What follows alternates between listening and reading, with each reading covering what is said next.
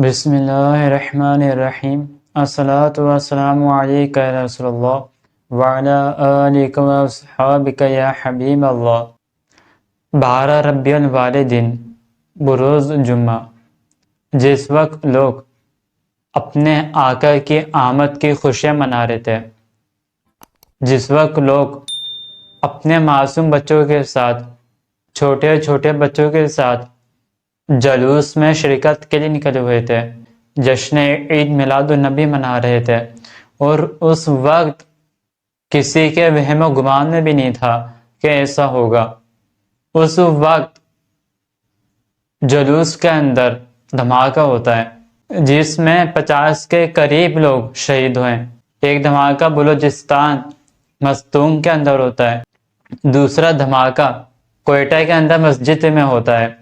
اس وقت جب جمعے کی ادائیگی کی جا رہی تھی، جمعے کے لیے خطبہ دیا جا رہا تھا، اس وقت دھماکہ ہوتا ہے، اور ربیع الاول کا دن ہے، ایک ہی دن ہے اور ایک ہی وقت ہے۔ وہاں بھی لوگ شہید ہوئے، تقریباً 150 کے قریب لوگ شہید ہوئے، اور متعدد زخمی ہیں جن کی حالت یہ ہے کہ شہیدوں کی تعداد میں اضافہ ہو سکتا ہے۔ اسی طرح 2006 میں نشتر پارک کے اندر دھماکہ ہوا تھا، جس میں کہیں معصوم بچے، کہیں معصوم لوگ شہید کر دیے گئے تھے۔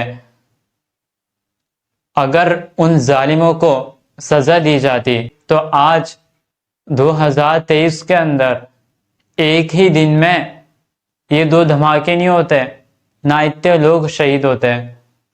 ابھی تک ظالموں کے خلاف کوئی ایکشن نہیں لیا گیا، ابھی تک کوئی کارروائی نہیں کی گئی۔ اگر یہی دھماکہ مندر کے اندر، چرچ کے اندر، امام بارگاہ کے اندر، یا پھر اہل تیشو کے جلوس کے اندر، تعزیے کے اندر ہوتا تو پورا آسمان ضربے اٹھا لیا ہوتا، اور پھر کیا ہوتا؟ فوری ایکشن لیا جاتا، فوری کارروائی کی جاتی، فوری انصاف دلایا جاتا۔ جب دھماکہ ہو گیا، لوگ شہید ہو گئے، اس وقت بھاری نفری بھیجی گئی۔ اگر یہی نفری اس وقت بھیجی جاتی جب جلوس نکالا جا رہا تھا تو یہ دھماکہ ہوتے نہیں نا۔ کیوں نہیں ابھی تک ایکشن لیا گیا؟ کیوں نہیں ابھی تک انصاف دیا گیا؟ جب چرچ پر حملہ ہوا تو سارے بولنے کے لیے کھڑے ہو گئے، سب نے آسمان سر پہ اٹھا لیا تھا، اب کہاں چلے گئے؟ اب خاموش کیوں ہیں؟ کیا وہ جو 100 شہید ہوئے، 150 کے قریب شہید ہوئے، وہ انسان نہیں ہے؟ وہ مسلمان نہیں ہے؟ جو اتنی شہادت ہوئی ہے ان کا کیا؟ چرچ جب ٹوٹا تو سب نے اعلان کر دیا ہم چرچ بنائیں گے، ہم گھر کو تعمیر کریں گے، تو وہ شہید ہوئے، ان کے لیے کیا ہوگا؟ ان کے لیے ابھی تک کس نے اعلان نہیں کرا؟ ان کو کب انصاف ملے گا؟ کب کارروائی کی جائے گی؟ ہر بار ہم سنیوں کا خون بہایا جاتا ہے، ہر بار ہمیں شہید کیا جاتا ہے۔ جو معصوم بچے شہید ہوئے، جو معصوم بچے قتل کیے گئے، ان کا جرم کیا تھا؟ میں پوچھنا چاہتا ہوں، کیا ان کا جرم خالی یہی تھا کہ وہ اپنے آقا کی میلاد کی خوشی منا رہے تھے؟ کیا ان کا جرم خالی یہی تھا کہ وہ جشن عید میلاد النبی کی خوشیاں منا رہے تھے؟ آخر ان کا جرم کیا تھا؟ کس وجہ سے ان لوگوں کو شہید کیا گیا؟ آخر وجہ کیا تھی؟ ایک بار ویڈیو تو دیکھو جو دھماکہ ہوا ہے، کس طرح برخچے اڑ گئے لوگوں کے، کس طرح انسان کے اعضاء ادھر ادھر بکھر گئے۔ ظالموں کا رحم تک نہیں آیا معصوم بچوں کے اوپر۔ ہر بار ہمیں شہید کیا جاتا ہے، ہر بار ہمارا خون بہایا جاتا ہے، ہر بار ہمیں قتل کیا جاتا ہے، نہ کوئی انصاف دیا جاتا ہے، نہ کوئی آواز بلند کی جاتی ہے، نہ فوری ایکشن ہوتا ہے، نہ کچھ ہوتا ہے۔ ابھی بھی یہی ہوا، نہ آواز بلند کی گئی، نہ کسی امداد کا اعلان کرا۔ جو 100 شہید ہو ان کا کیا؟ کہیں کے ایک ایک لوتے بیٹے چلے گئے، کہیں کے چھوٹے چھوٹے بچے قتل کر دیے گئے۔ کہاں ہیں وہ عالمی امن کے ادارے؟ کہاں ہیں وہ دوسرے کے اوپر آوازیں بلند کرنے والے؟ اب کیوں نہیں اپنی آواز کو بلند کرتے؟ اب کیوں نہیں باہر نکلتے؟ اگر چرچ میں حملہ ہو، یا پھر امام بارگاہ کے اندر حملہ ہو، یا مندر کے اندر حملہ ہو، تو اس کو نیوز بنا کر ہر وقت چلایا جا رہا ہوتا ہے۔ اب کیوں نہیں چلا رہے اس کو؟ جب چرچ کے اوپر حملہ ہو تو بڑے بڑے تنظیم کے ادارے پہنچ جاتے ہیں، ابھی کوئی کیوں نہیں پہنچا؟ کیا ہم سنیوں کو مسلمان نہیں سمجھا جاتا؟ کیا ہم سنی پاکستانی نہیں ہیں؟ آخر کیوں یہ دوہرا معیار؟ آخر کیوں یہ ہمارے ساتھ کیا جاتا ہے ہر وقت؟ آخر کیوں نہیں سیکورٹی دی جاتی؟ آخر کیوں نہیں ظالموں کو سزا دی جاتی؟ چرچ کے اوپر حملہ ہو تو فوراً سزا دی گئی، سب کچھ کیا گیا، آخر اس میں کیوں نہیں کیا جا رہا کچھ بھی؟